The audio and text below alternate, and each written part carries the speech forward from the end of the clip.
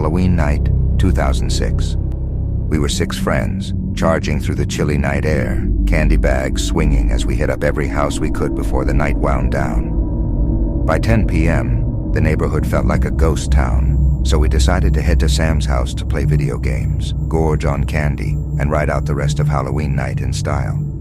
We all trailed inside, stomping off cold and settling down, hyped for hours of Halo 2. Time flew as we zoned into the game, our laughter and shouts filling the house until around midnight, when Sam's parents, looking half asleep, told us goodnight before heading upstairs. It was just us now, surrounded by snacks and the eerie silence of a sleeping house. It was around 12:30 when we first heard it, a loud, slow knock on the front door. We all froze, controllers forgotten as we listened. The front door was just a few feet from the living room where we sat, each of us looking at each other like, who the hell is here at this hour? Maybe a late-night trick-or-treater, or a prank. The silence stretched on, but the knock came again. Firmer this time. Sam, trying to act brave, went for the door, motioning for us to stay behind him. He peered through the peephole and shook his head, slowly pulling the door open. But there was no one, just the empty street, still and silent, as if no one had been there at all. We tried to shake it off, figuring it was probably some random kids messing with us, but a chill hung in the air as we returned to the couch, suddenly finding it hard to focus on the game. Minutes passed, maybe an hour, and we were just starting to relax when another knock echoed through the house, this time louder and more insistent. We all jumped, exchanging nervous glances before creeping back toward the door, every step feeling heavier than the last. Sam opened the door again. Nothing. "All right, who's messing with us?" Sam muttered, but none of us had any answers. Unease settled over us like a thick fog, and every creak of the house seemed amplified as we sat there waiting for something. But nothing happened, and after a while, we slowly began to believe it was over. Then came the third knock. It was 2:50 a.m. now, and we were beyond freaked out. This time, we all moved together, forming a tense, silent line as we approached the door. We waited, hearts pounding, as Sam reached for the knob and yanked it open, his eyes wild. The porch was empty, and we were just about to turn away when a loud crash shattered the stillness, coming from the back of the house. The unmistakable sound of breaking glass sent us scrambling, terror surging through us as we bolted upstairs, desperate to wake Sam's dad. He jolted awake, groggy at first, but quickly snapping to attention when we told him what was happening. He grabbed a shotgun from his closet, his expression turning grim as he led us downstairs to investigate.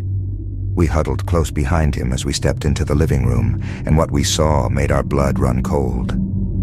The large back window was shattered, glass scattered across the floor, and muddy footprints marking the carpet. The massive TV that had once taken up half the living room wall was gone, and so was the family computer. But the thing that really got us was the note sitting on the counter. In big, jagged letters it read, "Don't fucking mess with us."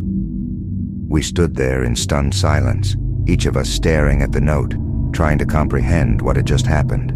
Sam's dad went straight to the security system, determined to catch whoever had done this. We gathered around, watching as he pulled up the camera footage.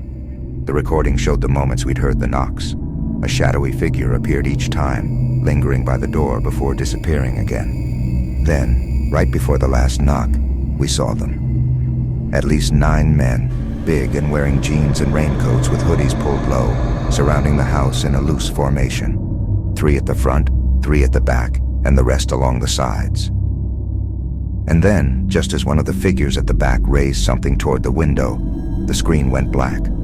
Sam's dad cursed, clicking through the controls, but the feed stayed blank before jumping back to the home screen, as if that part of the video had never existed. "What the hell?"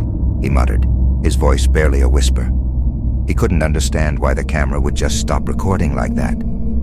Determined to get to the bottom of it, he led us all downstairs to the basement where the main power and security hookups were.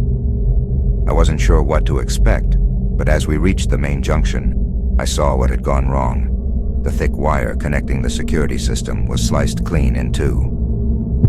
It was a deliberate cut, sharp and precise, as if someone had used heavy-duty cutters. And it dawned on us all at once. The cameras cut out before the men even attempted to break the window. So it meant that people were already in our house before we even thought. The realization hit us like a punch to the gut. We were all disgusted.